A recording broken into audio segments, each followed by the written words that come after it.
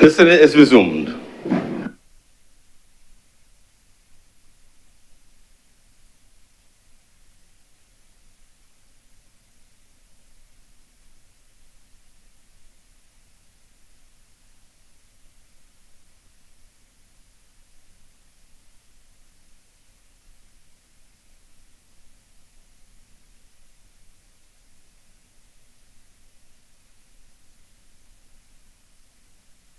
Order number 13, sir.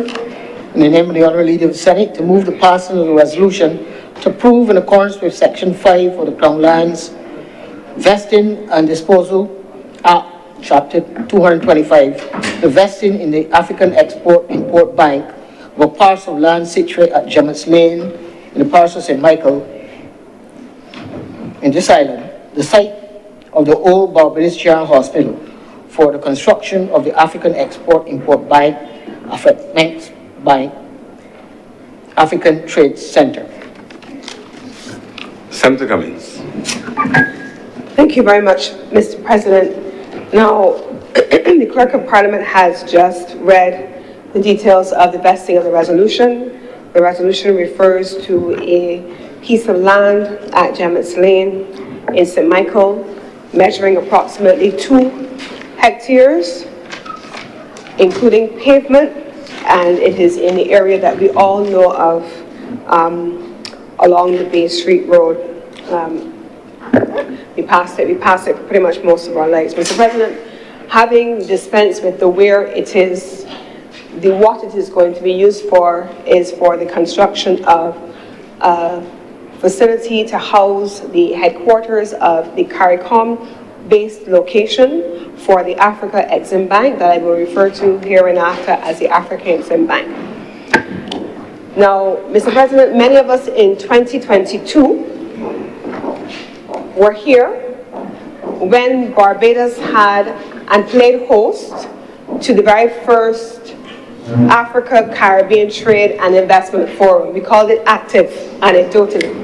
It was held here in Barbados in 2022 at the LASC, and we had representatives from the CARICOM region and the Africa region come together over the course of several days for this trade and investment conference. In 2023, ACTIV moved from Barbados, and it was held then in Guyana in June. And Mr. President, in April of 2023 then, after the Barbados conference and even before the Guyana conference, the board of directors of the Africa Exim Bank made a decision. And they made a decision that was reflective of the spirit within which ACTIV itself was conceived and hosted. That decision was that they would have a memorandum of understanding between the two regions, between the CARICOM region and the African region, and that memorandum of understanding would serve to deepen the relationships between the two regions. It would serve to deepen the relationship between the two regions. And as we deepen the relationship between the two regions, Mr. President, we would implement and give effect to a long sought after goal of closing the gap between the African region and the Caribbean region. Mr. President, it is no secret, and I've spoken about it before, that in a previous life, under the umbrella of the CARICOM Secretariat, I had the distinction of serving as the trade policy advisor to the East African region. In that capacity, Mr. President, I had the opportunity to participate in a series of negotiations. One, the creation of the East African Community Common Market, which I've spoken about before. I've spoken about it in this chamber where I said that when I arrived in Uganda to be based in Kampala, they were already deep in negotiations with the East African community on the creation of an East African Community Common Market. And lo and behold, to my excitement and subsequently my consternation, they were using the revised Treaty of Chaguaramas to create it. They were using the Caribbean community's own instruments of our own regional integration movement to create an East African community and a common market. I was then able to see and participate in those negotiations for the launch of an East African Common Market. And then the consternation came when later I was able to see this region that modeled their common market after ours come and surpass the deepening of their regional integration movement in ways that we had talked about but had not in this region implemented. And so, Mr. President, the relationship then evolved beyond just the common market for East Africa, but we then saw the conversations around the negotiation of an interim trade agreement between the African region of the East African region and that with West Africa as well, Mr. President, and then a South African sub-region and the European Union with interim economic partnership agreements, having already negotiated with the Caribbean in 2008 an economic partnership agreement. And then it went on, Mr. President. It was in that framing that the All Africa Continental Free Trade Agreement negotiations commenced. And the African continent at that time coalesced around itself in those discussions around how to deepen the trade and investment relationship among the 52 countries that were represented on the continent. How we as a region now, Mr. President, interface as CARICOM with those 52 member states perhaps could not be more important in this geopolitical context than ever before. And so, Mr. President, the relationship between the African continent and the Caribbean region has long been talked about. When we then in turn had an economic partnership agreement with Europe, Africa was negotiating in their sub-regional movements their own economic partnership agreements. The discussion around forging a deeper and a closer relationship with the CARICOM region also evolved. What would and should that relationship look like? To date, we have not signed a trade agreement with the African countries, and in the post-2008 period, there was an extensive debate around what we in the trade community call the spaghetti bowl of international trade agreements. Who are all these countries forging trade agreements with? What is contained within these trade agreements? Is it services? Is it goods? Is it investment? Is it financial services? Is it intellectual property? What does it look like? And we in the Caribbean region then did not and have not yet moved any further since the 2008 negotiation with the European Union and then subsequently the UK Economic Partnership Agreement post-Brexit. We had that agreement. And so here came the African continent to say, look, we talked about this thing for a long time. We've been talking about deepening relationships for a long time. We don't have an agreement, but what are we going to do? And so ACTIV came about in 2012 as the first opportunity for the African continent to be here with Barbados and with CARICOM to begin to explore the modalities of what that would look like. What could it look like to forge that deeper relationship? It's fine to say that we established diplomatic relations, Mr. President, in what year, and that we've enjoyed long and cordial relationships over a number of years, Mr. President. It's fine to say that we are having an exchange of visits, and I remember being a young Foreign Service officer and having an official visit from places like Botswana come to Barbados and visit. And we've had the President of Kenya, they've come to visit, but what of it? What have we done at an institutional level to make and to give effect to the substantive relationships that political relationships have opened the doors for? What have been the economic, the commercial, the financial, the trade, the logistics, and the investment ties? What have we done? And so, Mr. President, there can be no question about it that the signature of a memorandum of understanding between the CARICOM region, 10 of the 15 member countries signed on to this memorandum of understanding and made a commitment to forging a technical relationship in the area of trade and investment, even without a trade agreement, Mr. President, even without it. That was done in 2023, Mr. President. And without wasting any further time, that was in April of 2023 when it was approved at the Board of Directors level, without wasting any further time, by August, the 4th of August, here in Barbados, we all witnessed, and it was publicly broadcast as well, between where its offices are located on the south coast and then the Barbados Hilton, where the ceremony actually took place, the signature and the launch of the Barbados, of the CARICOM based in Barbados, Africa Exim Bank headquarters office. That began in 2023. Coming out of that launch in 2023 in August, Mr. President, the president of the Africa Exim Bank was here at the time, along with several leaders from across the region.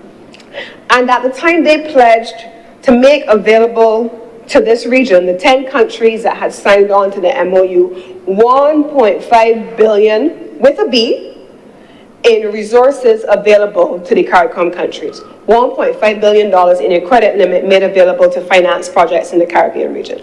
Projects that focus, Mr. President, specifically on things like trade infrastructure, investment in MSMEs, and sectoral projects in different countries. We've seen projects evolving in Guyana, we've seen projects evolving in Grenada.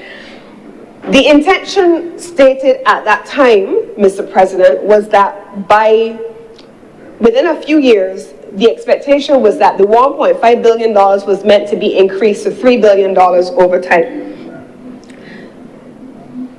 In February, now, fast forward, I'm showing the timeline, in February now of this year, just the other day, when the CARICOM Heads of Government meeting took place right here in Barbados again, the president of the Africa Exim Bank was here. And he announced that within the space of just a year and a half, the Africa Exim Bank had made the determination that they were going to reach $2.5 billion in trade and investment credit limits for the CARICOM region, the countries that were vested here, Mr. President. And so there is no question at all, that the CARICOM region is now putting into implementation mode that which has been philosophically talked about for a really long time. For a really long time. And let it be clear also, Mr. President, that the Africa Export-Import Bank is not an entity that the government just randomly went and picked up and found somewhere and decided that we're going to go and tell the public that there's somebody that they're not, Mr. President. This is a bank that has been functioning for over 30 years. Over 30 years. It has assets that stand at in excess of US 31 billion with a B. It has shareholder funds that amount to somewhere in the vicinity of 5.2 billion with a B. And it is making available to the CARICOM region up to $3 million in the initial investment with a B, Mr. President. This is the entity that has been set up, but I go a little bit further, Mr. President. When that first visit took place, not only did they offer what I have shared, but it was reciprocal. So Barbados and the CARICOM region have the option of taking advantage of the generous offer by the Africa Export-Import Bank in their offices in Cairo, in their offices in any other country, to house offices of the CARICOM region, where we would then in turn have officers not just from Barbados, but from the CARICOM region to be in a position to engage on the outbound side. So they are here, and the ambition is for us to also be there. That's what is intended. So what is expected then, Mr. President, for them to do with this portion of land? It is expected that on this portion of land, there will be the construction of a trade facility, which is equivalent to what they have done in every other jurisdiction where they have set up headquarters offices. Mr. President, this is not just a matter of coming to put up a building. It is about the commercial and the economic activity that comes as a consequence. The construction costs, local. The jobs that will be coming as a consequence of the construction, local.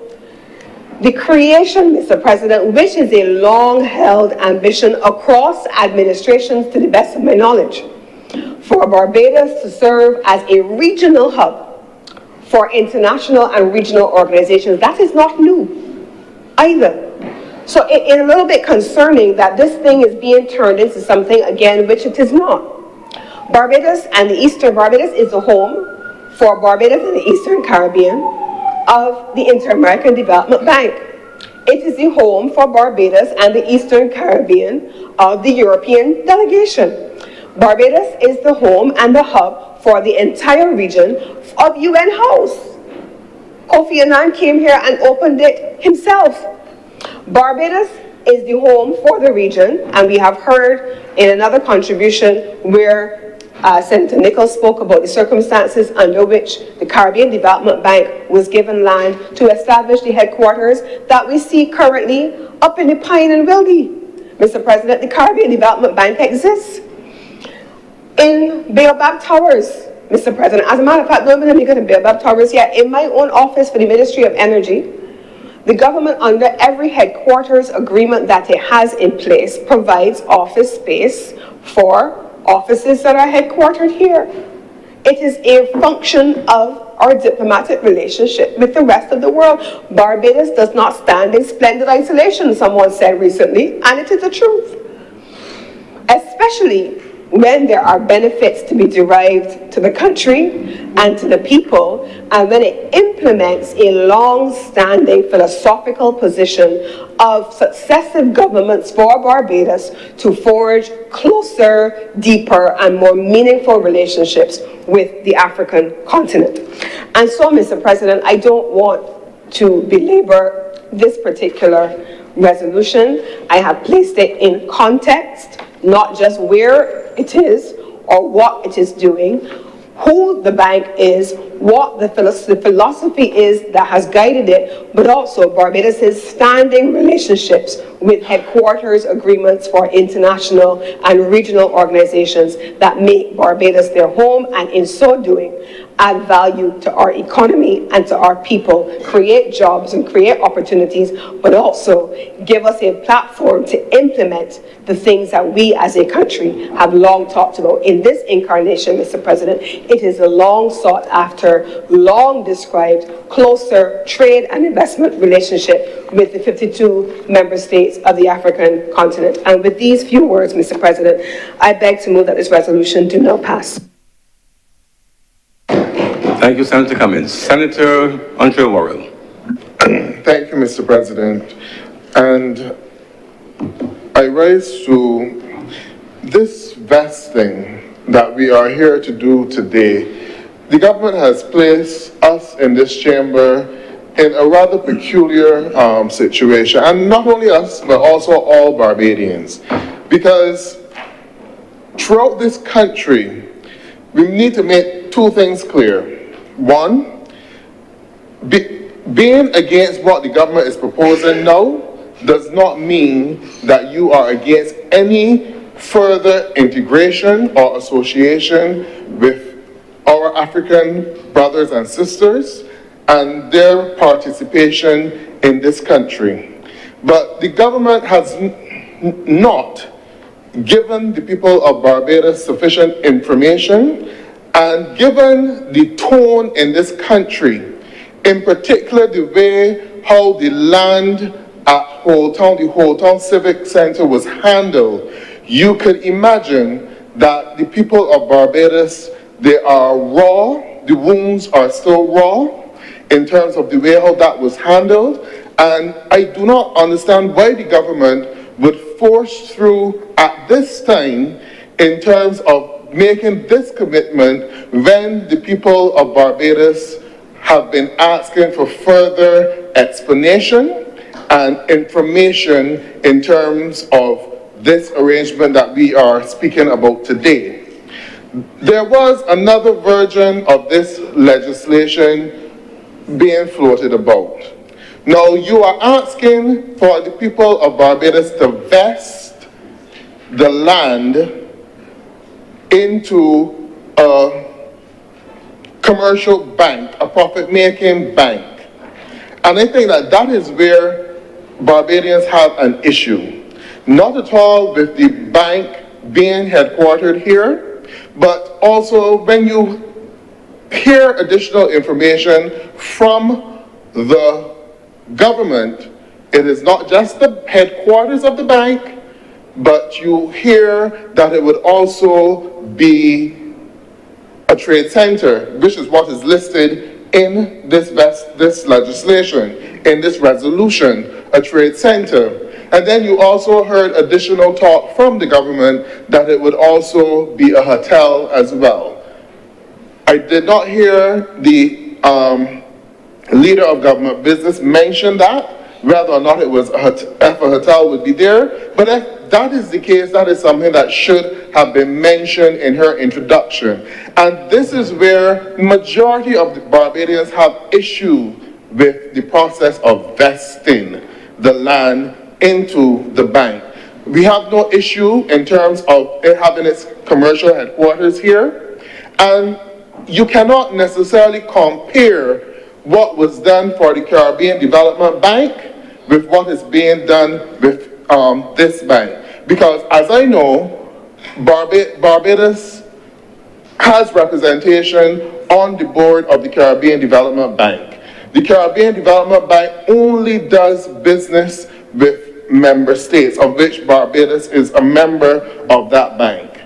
You have a bank which is a commercial entity, a profit-making entity, which will be doing business possibly with other commercial entities, not just here in Barbados, but across the region. And Barbadians wonder, why did the government take the route of just vesting and passing on the heritage and the patrimony of Barbadians without any consideration of having an equity stake, if not in the area of the headquarters, but in the commercial part of it, which would be there, which would be the hotel, so that Barbadians would know in the future that you can continue to have some benefit from this arrangement. And this is not nothing foreign or anything that is strange. The original piece of legislation had the word lease in the legislation. So why now all of a sudden we have gone from the lease to the direct vesting, and then also in the legislation you mentioned at no cost. Now, where Barbadians have an issue is the no cost for a commercial entity. And even though Barbadians will benefit in any case from the jobs being created, well, we can't even have a guarantee that Barbadians will be involved in the construction, because as it is in Barbados to date, many of the construction projects do not employ Barbadians. So we don't have any guarantee that of the number of Barbadians who would actually benefit from jobs in the construction process. Has the government, in their arrangements and agreement with the bank, carved out some facility to guarantee that Barbadians will be involved in the construction process and be able to get jobs? Because we do know that all across Barbados, a number of construction projects are taking place, and the workers there are not Barbadians. So the average Barbadian does not have may not have an opportunity to benefit in that. And that will create some challenges in this country already as it is, where people are desperately looking for jobs and for opportunity, especially those in construction, and being denied that opportunity, or if they are given the opportunity, the level of pay which they are forced to accept, because the foreign workers accept the jobs at a lower pay than what Barbadians would ordinarily work for.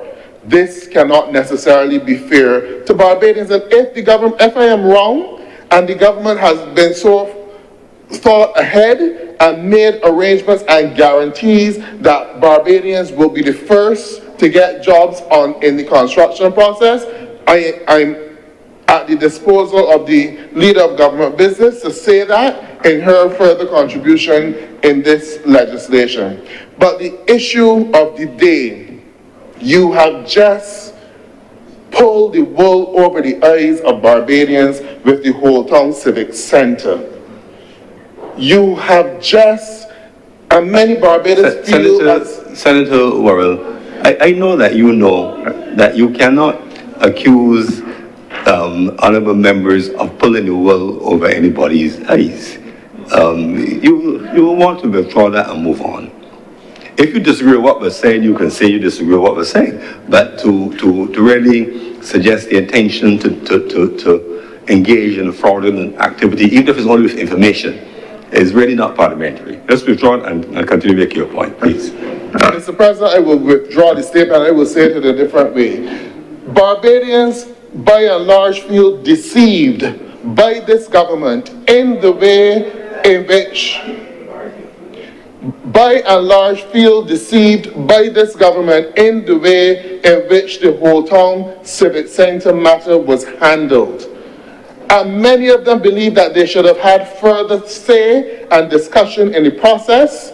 And when you were given the impression by a senior member in the cabinet that it was not a done deal, and Barbadians thought that they would have had an opportunity for some reversal of the decision, you then get a ministerial statement to the fact that the deal has already been closed, the property has already been sold.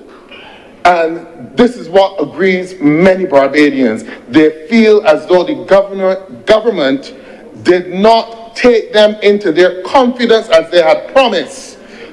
Transparency and accountability, and be upfront with the people of Barbados with what they're doing. And now we are here rushing through this debate, rushing in passing this legislation, because I understand that there are dates booked in the calendar already for that piece of land already.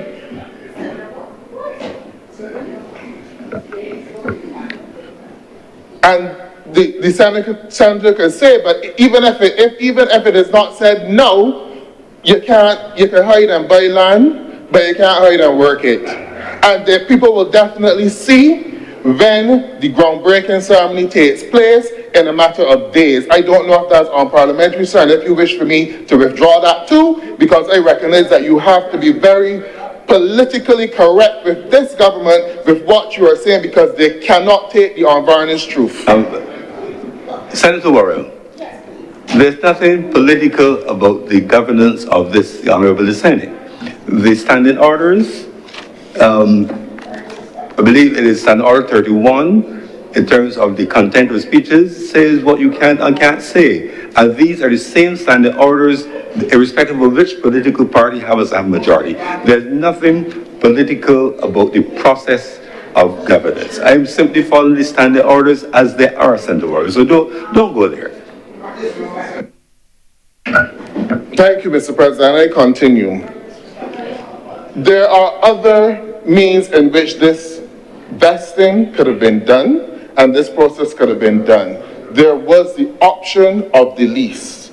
There was the option of the subdivision, and you do the headquarters and possibly do the vesting for the same headquarters, and you do something different for the hotel. What Barbadians are concerned about is, why is it that this government seems quite ready to sell every piece of land, or not, in this case, not sell, but to give away every piece of land in Barbados, especially those parcels of land close to the sea, because Barbadians have a natural affinity to the beach and want to be able to enjoy the beach and the views of the beach.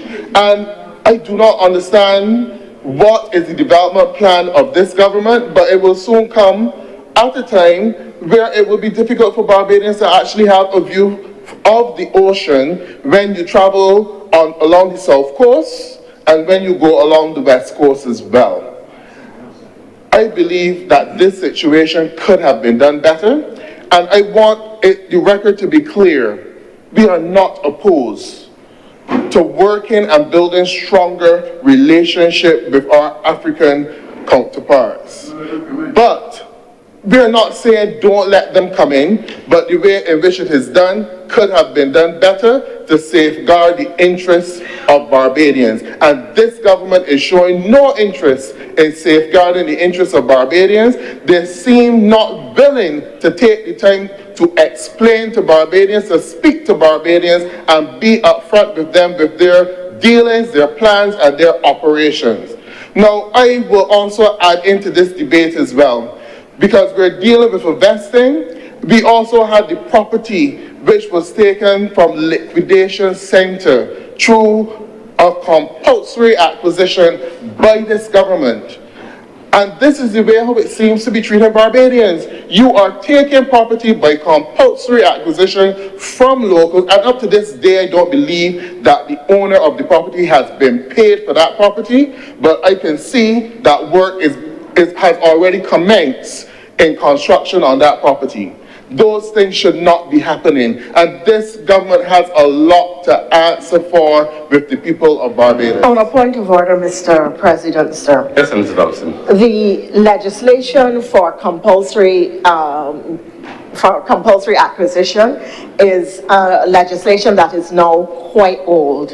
It allows for when lands are needed for a public purpose, and that can be broadly defined, for notice to be given to the owners of the land, for government to take possession and to start the work. And it is not done punitively, because it does not preclude the right of the landowners and their attorneys to negotiate or to go to court and get what they consider to be the full commercial value of the land. So the fact that land was compulsorily acquired or notice given, and that construction has started and compensation not been paid, does not mean that it was used perniciously, that is that the person is being prejudiced, because negotiation is ongoing for the owner to get what they consider to be the full value of the land, and that is the process. So the honourable member is again imputing disreputable motives to government in the way that it is acting. Thank you, Senator Thompson. Senator Warren, please proceed. Thank you, Mr. President. I tuned out for a little bit. I don't know if I missed it when Senator Thompson said that the money was paid to the individual after the land was acquired. Senator Warren, I advise you to stay in tune. Otherwise, you mislead yourself. Yes, Mr. President. The point is, Mr. President, the land was compulsory acquired more than 4 years ago, 3 to 4 years ago. And up to this day, and we know that the building was demolished, and we know that some construction work has started on the property. Has the owner of the land, the previous owner of the land, been paid for that property? And Senator Thompson said for public purpose. This was the first situation where that piece of legislation was used to benefit a private entity, because the operation which is going on there is not, when in the past, and the records will show this, compulsory acquisition was reserved when you wanted a highway, a school, something for a public purpose, a project being done and executed by the government of the day. This particular matter is a totally different entity, and the person executing the project, I don't even know if the government has any interest in the project from a profit-making or equity standpoint. So it is a totally different use of the legislation. All of these are things that this government will at some point in time have to answer for. And I am saying to this government that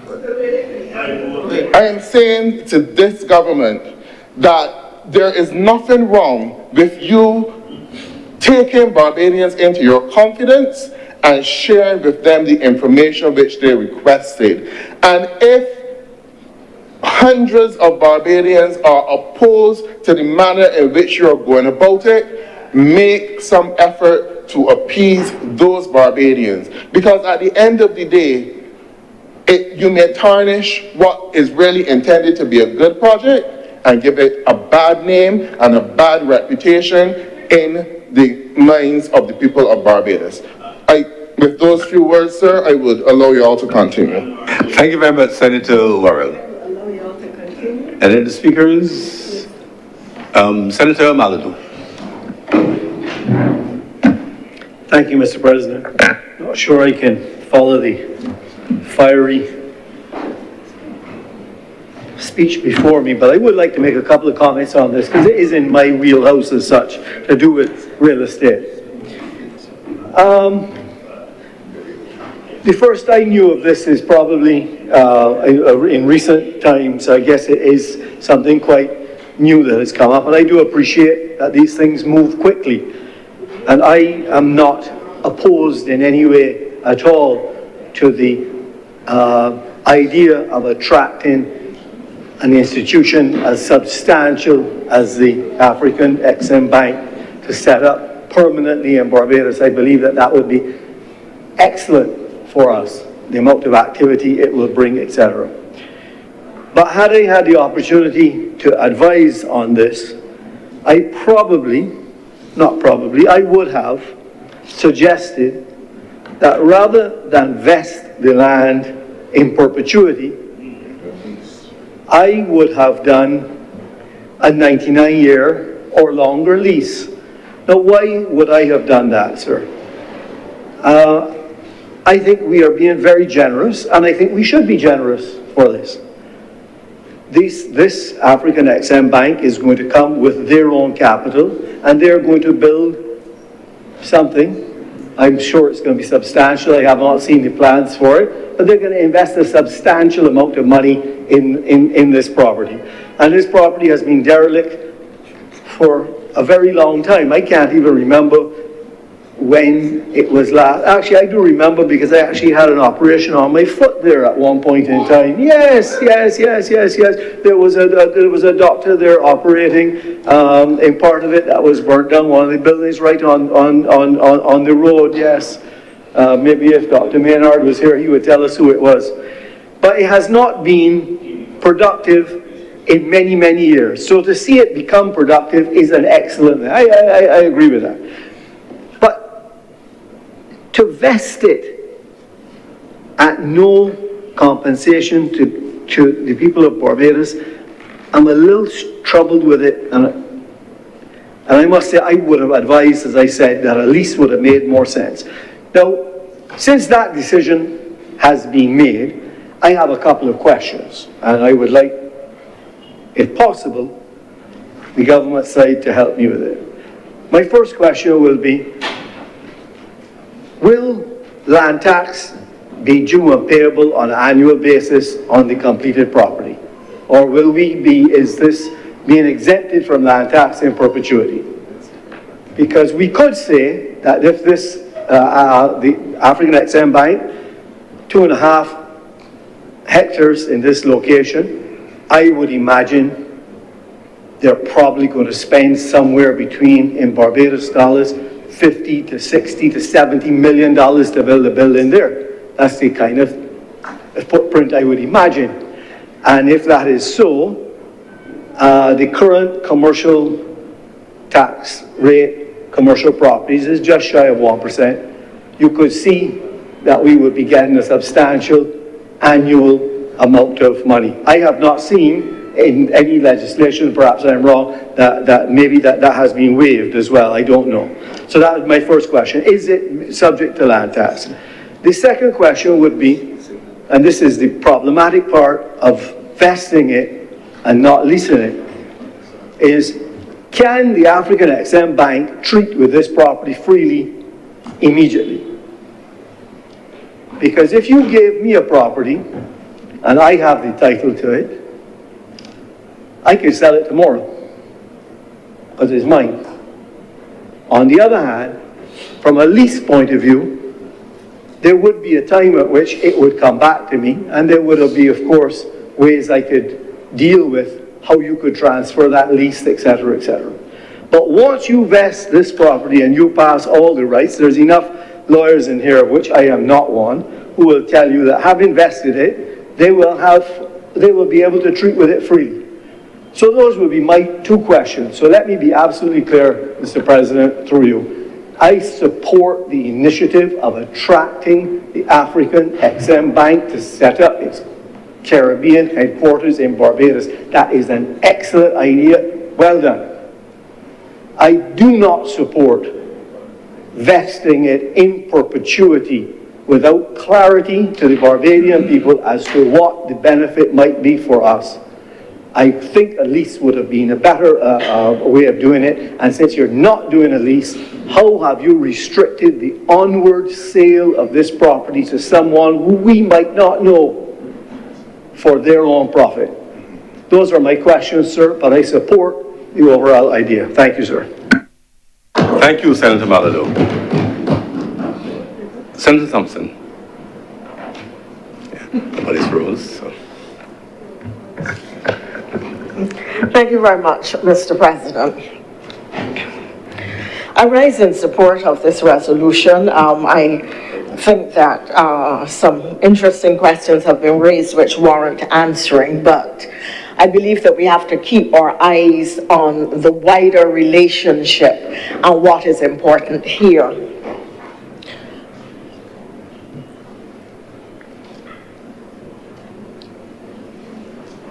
There is clear shifting in the geopolitical tectonic plates.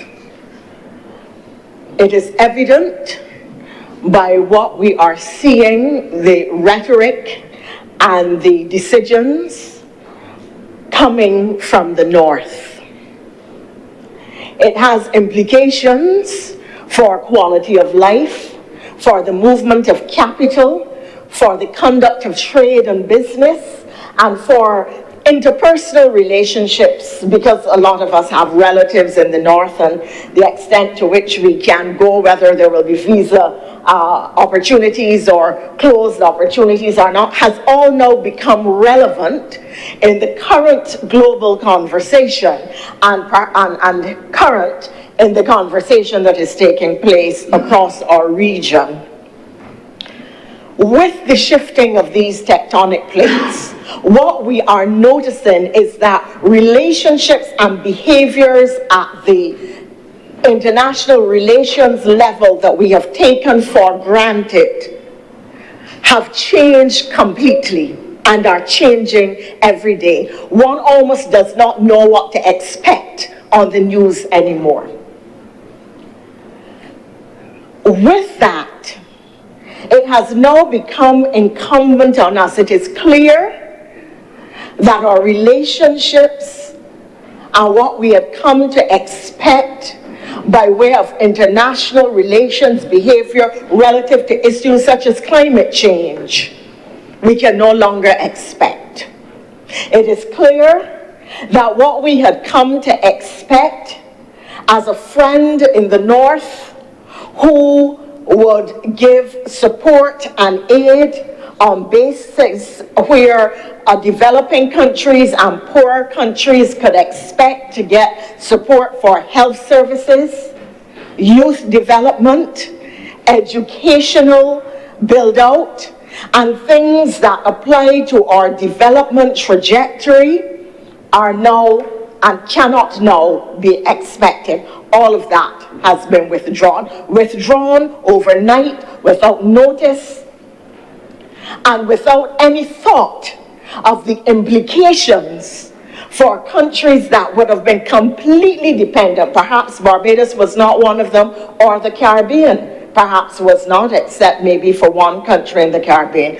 But certainly, there are global implications for the policy decisions being made by our northern neighbor. With, therefore, and in fact, what we are also seeing is that the nature of the relationship is becoming far more transactional. We have heard the expression, what cards are you holding? almost non-diplomatic language that you don't hear leaders with, but it is clear that it is a very transactional kind of relationship. What cards can you put on the table? What do you have to trump my ace? That means that the quid pro quo, the way in which we engage, whether we have value or not, or are perceived as having value, has become all the more important. In a game where you are regarded as a minnow, where you do not self-define, but where those with power determine how you are to be treated and to what you are entitled, if anything at all, and use the weight of their foot to stamp on the metaphorical knee, to put their metaphorical knee on your neck, your socio-economic or environmental neck, or your development trajectory neck, you can be in very serious trouble.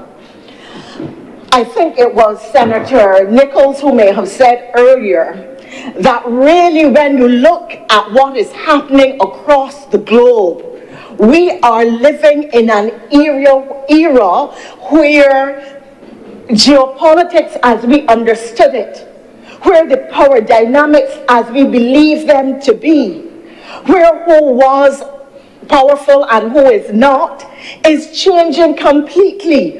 Whether people will walk softly and carry a big stick, or walk loudly and beat you with the big stick that they're carrying, has now become a question that those of us who are students of international relations are watching. Where threat may previously have been a last resort, where negotiation was the first step. All of that is now out the window. These are the politics of raw power without apology. In that environment, small island developing states must determine who their friends are going to be, and what relationships they are going to have, and what collaborations and levels of cooperation they will pursue, so that together they will have greater presence, greater weight, greater protection, and greater power in the new marketplace, or this redefined socio-political and socio-economic environment. It is in this context that the government of Barbados has decided to throw its doors open to the Afrexim Bank, and to create an opportunity here for them to do business, for Barbados to be its hub. It has relationships with 15 countries, I believe, in CARICOM, the 15 member states, but the hub, the base, will be here in Barbados.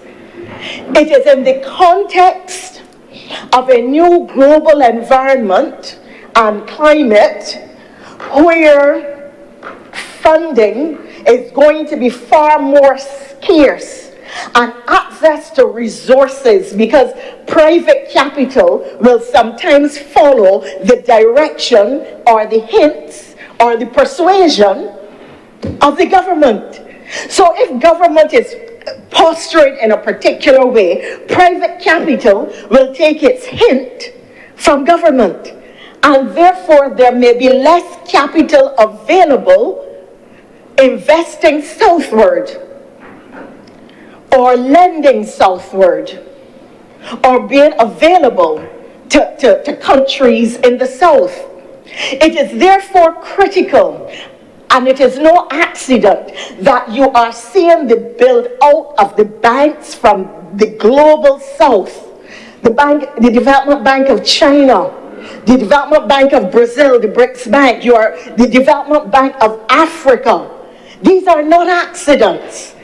And the point that I was making is that the world is actually standing on the precipice of a tectonic shift. And that is going to have very serious implications. And in that atmosphere, we must be able to turn to new friends, to look for new access to capital, to have new relationships, and to say we are friends of all and satellites of none because we are pursuing the national strategic interests above all else. It is critical, therefore, that we continue to support our relationship with the Afrexim Bank. And I found quite interesting that all kinds of concessions are given to hotel properties. To cost you less, I'm told. To all kinds of entities and organizations coming to Barbados. They are given free passage. They are given all kinds of tax incentives and tax write-offs. There are some that will never pay tax in my lifetime, thanks to the Democratic Labour Party. And it is amazing that they are calling for transparency, a government that was known by its mantra to punish people with silence. But now they feel that we have to be transparent, and everything that they are discussing is being discussed because we have it out in the public domain. It is not a secret. And therefore, in building this relationship, we have to consider that people with a common historical root may very well have a shared and common future, and must build that shared and common future together. Contrary to what some may believe, Mr. President, I'm really very much pro this relationship with Africa. It was my honor to negotiate the visit of the President of Kenya, which started this new Africa-Caribbean relationship. When I was ambassador to the UN, and it started because I knew somebody who was high-placed in the Kenyan government. I got a twig that the president was planning to come to the Caribbean. Barbados was not on his schedule. And I was able to intervene immediately, negotiate, and then call the Prime Minister and say, I've just done this. What is your reaction? As she said, Thompson just no, but if you know that you have the confidence of your Prime Minister, and if you know that you have the experience and skill to see where something can lead, and that initial conversation created what would become the relationship with the rest of CARICOM, the conversation about new trade and business, and in fact, the possibility for air and other links. These conversations are important. It was also my honor to co-chair the CARICOM committee for the establishment of the African-Caribbean relationship at the UN, a new grouping, AFCAR. It hasn't done particularly well because COVID intervened, and many of those of us who were the ambassadors leading the charge at that time left the UN, but it certainly has scope for bringing new dynamics into the UN negotiating space because of the number of countries in CARICOM and in Africa. And if we could hold together as a cohesive unit, then we can exert tremendous influence on that space and on the multilateral space. I believe, sir, in giving young people exposure, just a little personal, sir. And at the time when my niece turned 21, I wanted her to see a civilization that was much older than the West, and to understand that there is more to life than New York and London. And I took her to China. And when my nephew turned 21, I took him to Africa. I took him to Kenya. And I think that our young people have to have a sense of history. They have to have a sense of self. They have to understand who they are. They have to understand that there are black brothers and sisters in Africa from whom we were separated, and that there are those who have an interest in never letting us understand what we have contributed as black people to global civilization, because they want us always to look in the mirror and see nothingness, because that is how they define us. So this is important to me.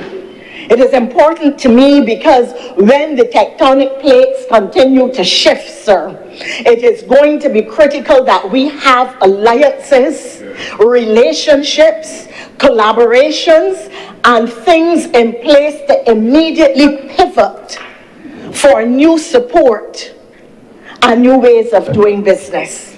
Trade is going to become more important. There are more people living in Africa than there are in the United States. Barbados is geographically positioned.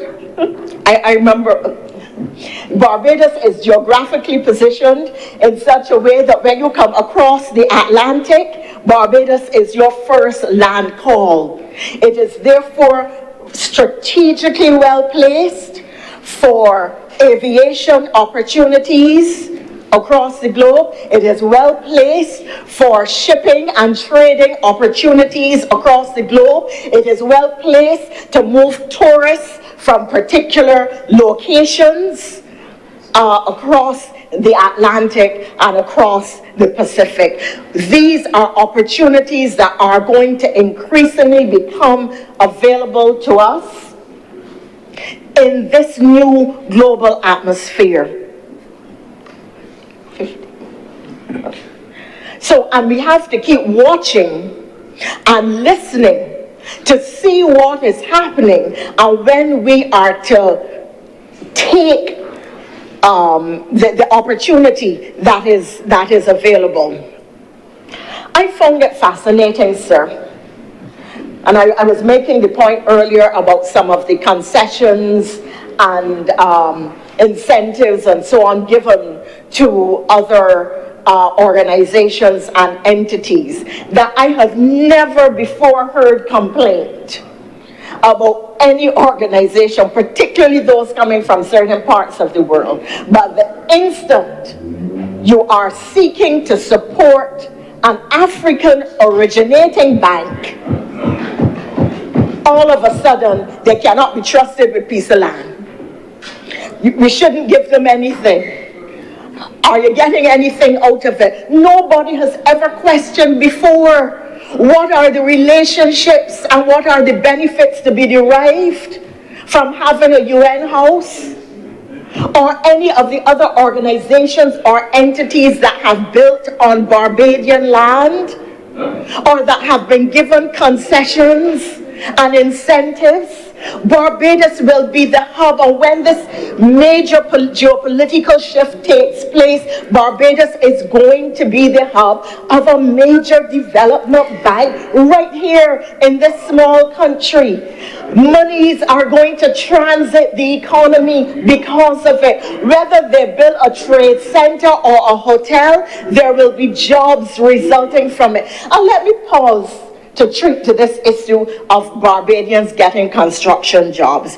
Barbadians are getting so many construction jobs that we had to establish the construction gateway to train and retrain and beg people to come into construction, to do rapid training in order to have them equipped for the jobs available. Because I know that the Dems would not understand what it is to have 9 hotels building at the same time, because not even one hotel was built in the 10 years that they were in office.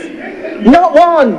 But now we have 9 under construction simultaneously. So the problem is not whether Bajans will get jobs. The problem is finding enough Bajans to give all of the jobs to.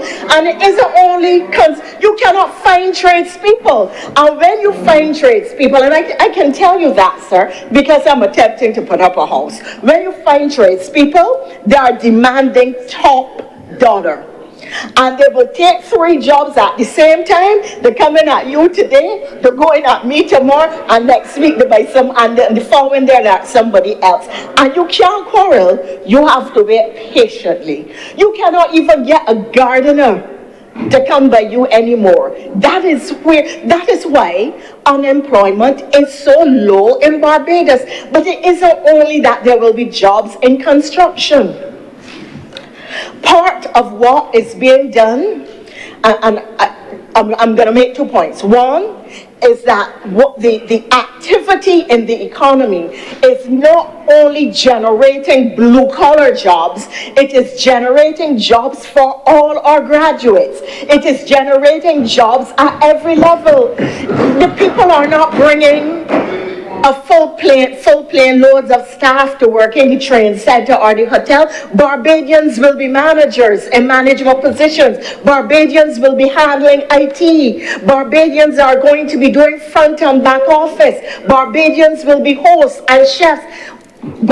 If it is trade, interpreters, Barbadians will be getting this job. And the question is going to be whether we are training a sufficiently multi-skilled labor force to get all the jobs.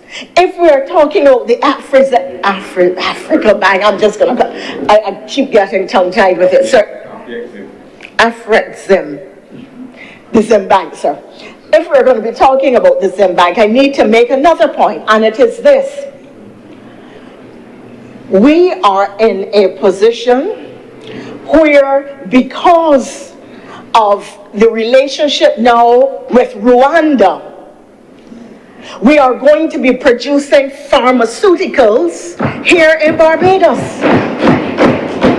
And the pharmaceutical industry is a huge industry and a huge profit-making industry. It means that all kinds of students from UE who are trained in a range of sciences will now be getting jobs in these fields. That Barbados will become a research center for diseases and for vaccine production and so on. You know, sir, that we were extremely disadvantaged in the marketplace in the early days before the Prime Minister went out and engaged in the strongest way. Because the competition and the prices for COVID vaccines were so high, and because the developed countries where the drugs were being manufactured in large part were hoarding for their own populations. You could not get access. Barbados was able to get access early because of the work of Prime Minister Motley, and then was able to share with other Caribbean countries. And later on, Guyana, I think, also did a reciprocal arrangement in sharing with us. So when you talk about this new bank, that is the kind of activity that they are going to help to support and be engaged in. And really, in building out our relationship with Africa, and it is, why build it out? Build it out because you are talking about a large marketplace. Build it out because you are talking about people with whom you share a common history. Build it out because when you walk down cities in Africa, you could almost see people who look like your brother or sister or aunt or uncle. Such is the biological and other closeness. Build it out because it makes good strategic sense given what is happening in the world. There cannot be these the sort of bipolar world that we have now. With North and South, there has to be a more multipolar world. And in addition to that, not only are new countries going to rise and take places of precedence, new voices from the South are going to emerge and are already emerging. And Barbadians should be proud that Mayor Motley's voice is one of the voices from the South that has tremendous global weight at this time. And that kind, voices that are speaking with moral authority, voices that are speaking with intellectual depth, voices that are speaking with a level of innovation and creation. But more important, and this is what makes Miyamoto so popular at the global level, voices that are speaking with a level of empathy and humanity for the common person, for the suffering of people, for the dignity of people. Those are the voices that are going to be the voices of the present and the voices of the future, not the ones that say deport them and let us not look back.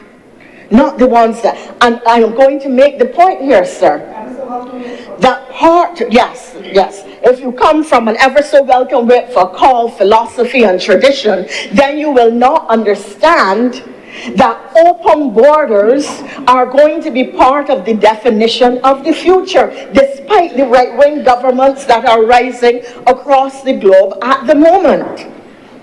And we are going to have to make determinations about how we grow our population, what kind of skills we are going to have and invest in, and what is the nature of the relationships that is going to carry us forward.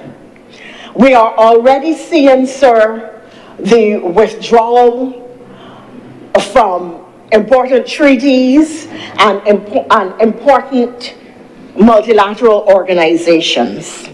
But that does not mean that the rest of the globe is not going to form its own cohesive body to fight against, for every action there is a counter reaction. And therefore what we are going to see is a rethinking and a new approach at the multilateral level to how we deal with issues of power, to how we deal with issues of trade, to the nature of the alliances with which you would want to be part. Certainly, self-help is going to be of greater importance, and generating business on our own will take on new levels of significance. And that is why we are creating a welcoming environment for this bank. Really, that is what this is about. It is about creating a welcome environment for a bank in a global situation that is changing rapidly around us, where we have to think of what our relationships are going to be. It is part, sir, of our resilience building. You see, it is all right for some people to say that 31 weeks of import cover is way too much, lick it out. Spend it, get rid of it. But in a shifting international environment where you have no idea what is going to happen from one day to the next, where you've already dealt with freak storms, Elsa, Beryl, Ashfall, and where anything else can happen at the environmental level, you must hold high reserves to protect your population and to cushion your country against the external or exogenous shocks that are coming at it. Mr. President, you've signaled to me that I'm out of time.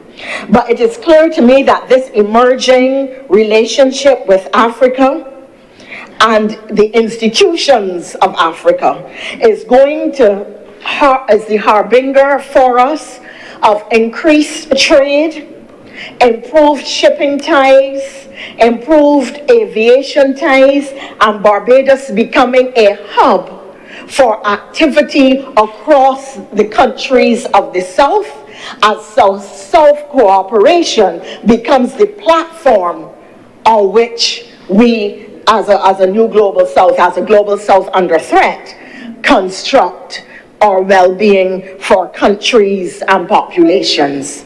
Mr. President, I'm much obliged. Thank you. Thank you very much, Your Honor. Senator, the Most Honourable H. Elizabeth Thompson. Senator Walters. Thank you, Mr. President. I promised it wouldn't be long. I did not plan to contribute to this resolution, but just to say a few words.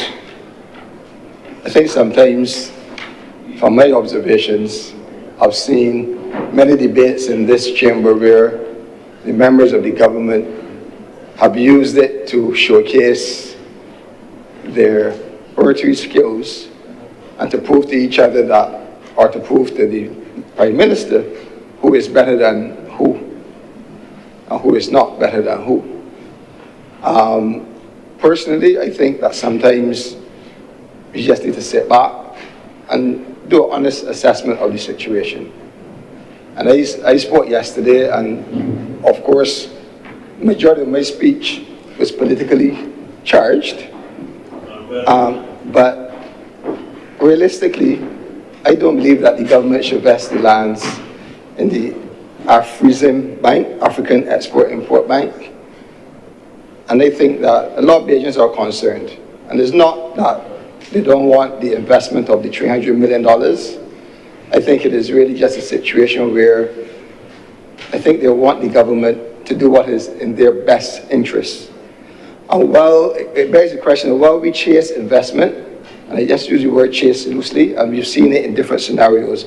We've seen it in concessions for hotels. We've seen it especially renewable energy, which the government has pretty much messed up, I would say. But we've seen a lot of thrust for investment that is supposed to help Barbados and help Barbadians. And Bajans are concerned that they're not seeing that help. Mr. President. Right? So I think that the genuine question that Barbadians have from their hearts is, can we afford to give it away? Are we in a position now in this country that we are able to give away the lands of our forefathers, our lands? We are in a situation where we just finished appropriation bill debate, and we're down $1.1 billion in debt, and we've been down $1.4 billion in debt before that, and we went through COVID, we went through the freak storm. We hear these situations. We live it every day. We have seen the conditions of our hospital and the challenges that successive governments even have had to face to try to rectify these problems. We see the conditions of our schools, we see the conditions of our roads, we see the conditions of some of our neighbors. We know this kind of livelihoods that they have to endure. We talk about all of these everyday things. So why do we have in such a way to compensate large persons or large corporations with giving away our property? And I think that's where the consideration is for Barbados. It ends there, right? We talk about there's going to have a hotel on the plot, on the side of a hotel, a convention center, and the trade center. It is, and the business. But the reality is that while they support the hotel and the tourism industry, and they always be 1,500 workers in construction and 700 workers after construction. But do we realize sometimes that these workers are working for half a year? And then for the other half of the year, these workers are on national insurance, or trying to hit a job here, or cater here, or go a bar and get a part-time job here or there. So it is not that they're ungrateful. It's not that I am ungrateful that these opportunities, these investments do not bring employment opportunities, but we have to manage this. Because we speak here as though it is going to be oh so glorious, and that we're going to see all of this employment that's going to benefit all of Barbados. People are going to be earning a 40-hour week for a real great wage. And this is what you see, Mr. President. The union has to be continually fighting for hotel workers, for basic things for hotel workers. A basic percentage of service charge, a basic pay, even as recent meals, Mr. President. So all is not well. All is not well, and this government must not behave as though all is well. They are here to act in the interests of Barbados, and it is fine to go on the world stage and have all these glorious speeches and be best friends with all the leaders. In the previous debate, I heard the Minister of Energy speak glowingly about all those persons who were here from all across the globe. But did she take them to Hope? I showed them that the PV systems, solar PV systems are not connected. They should take them to the banks where all the money that investors have invested is locked out of the grid. Have she showed them the light bills that Barbadians are facing? And I'm not saying to poke at the senator. I'm saying that these are just realities. So while we go after the investment, while we want the bank to come here, while we welcome the $300 million, is it the right thing to do? Should we sell the land? Should we lease the land? But definitely we should not give away the land, Mr. President. Thank you. Thank you very much, Senator Walters. Senator Cummings, Senator Morris. Mr. President, I've been sitting here and listening to this debate, and I've come to recognize that every time there is a developmental stance taken by the government, it seems as though it is rejected by a certain element in this country. I don't know how many people know this, but do you know, sir, that I think it was World War II, the British government made Barbados a hub. Barbados being a hub for things is nothing new. The British government made Barbados a hub, and it became such an issue with other countries that if you go to the office of the West India Council in Britain and you look at some of the ships' logs, you will see that some of the British professors, when they saw BRP in those logs, they interpret that to mean that Britain was using the hub from Brazil to someplace in Argentina. Okay? That is what they assume. Only to find out that it was Barbados, or the River Plate. BRP for them meant Brazil to the River Plate. It didn't make sense because both of them are in South America. It was Barbados to the River Plate. And how do we know that? Because the Germans were in Barbados. And there's some folklore about it that the Cornwallis get shoot from behind. The last time, I think some time ago, I spoke in here, and I said that with all that is going on in the world at this moment, that Barbados and other countries will have to start forming new blocs. I talk about the South to South, I talk about Africa, I even talk about China, and I talk about Asia, because of the uncertainty that is going on.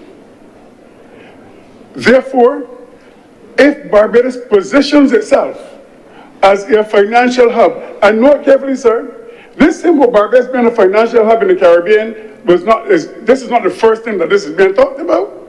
This was talked about a long time ago when they said that Guyana would be the agricultural hub, Trinidad would be the industrial hub, and Barbados was supposed to be the financial hub. But what we have now is persons in Barbados who are claiming to be more Africans than the Africans themselves, but as soon as any relation with Africa is developed, they begin to question it. I didn't hear anybody question any other entities in Barbados. The last time we discussed something here, it was about, I don't remember which one it was, but something to do with Africa again. And somebody here, and they began to question its integrity, and the response came, what the other banks are set up, did we question them? And the reason why we are asking these questions is for one reason and one reason only. that we can trust others, but there are others we cannot trust. And when you look at the variable, there's only one thing. And I'm not going to say what that one thing is. Because if I say it is skin color, people will begin to say that I'm racist, and I'm not. Sir, the West Indies Cricket Board used to be in Barbados. And they left Barbados and went to someplace else. And since then, the whole West Indies cricket was in shambles. We are talking every time now, we tend to build something, it is about heritage, heritage, heritage. If we build something on a piece of land, do we take away its heritage? We want to sit down and do what? Look at the sea and laugh? When that same piece of land could be generating income?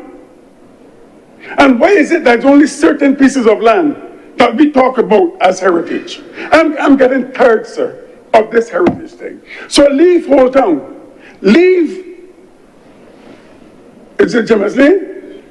Leave where it is, leave where it is. Let the old buildings stop there. Grow trees from between them. But that is our heritage. So what are we supposed to do? Just leave it there. At the same time, we don't give away everything. But those who do not give away, the only thing they give away is use concessions that even are greater than, is even greater than Western land, sir. And what happens? Barbarians are being left behind. Is that what you want? And you're talking about every time something develops in here, the other issue is give Barbadians a job. That Barbadians construction. Well, somebody dealt with that already. And it seems as though that some of us are not doing our homework on these things. History will show that land is always used for its greater profit. All this thought, sir, the slave system in the Caribbean was abolished because it became unprofitable for England too. That's what was abolished. That they use it when it was generating the greatest profit for them. And every time we look around, sir, we are coming with heritage and taking up this thing and the next thing and the third thing. And that day, the last thing, you know, there was some talk already where we were giving away Barbados. We talk about the land just up the road there, Lower Bay Street. But we also have to ask ourselves about the value of this land and government acquiring land. Because if I am a government and I know a piece of land is valued at one thing, and I even try to give you more, and you then try to up the value because you're, I think that's dishonest. I think so. And so, Mr. President, I want to give my full support behind this bill, this legislation, because, resolution, sorry, because in my view, it will benefit Barbados tremendously. Thank you. Thank you, Senator Morris. Senator Cummins. Thank you very much, Mr. President. I commit to attempting to take back the questions that have been raised by the honourable senators to the officers and the colleagues responsible for land investing, and to be in a position at some point in the future, I hope, to give some responses to the questions that you have raised. And with these very few words, Mr. President, I beg to move that this resolution do not pass. The question is that this resolution do not pass. Will those honourable senators in favour please say aye? Aye. Those against me say no? No. We think the ayes have it. This resolution is therefore now passed. Senator Cummins. Mr. President, this brings us to the end of government's business, not just for the day, but for the end of 3 days. And I want to thank all of the honourable members who have putting yeoman service over 3 days. I know it's been long days, it's been a detailed work going through the estimates and being in a position to speak on matters concerning the people of Barbados. And I want to express appreciation to all honourable senators for their participation. And having come to the end of our estimates discussion and the passage of the resolution just now, Mr. President, I beg to move that the Senate be adjourned to sign the day. The question is that the Honourable the Senate do now adjourn sign today. Will those honourable senators in favour please say aye? Aye. Those against please say no. The next ayes have it. Senate stands adjourned sign today.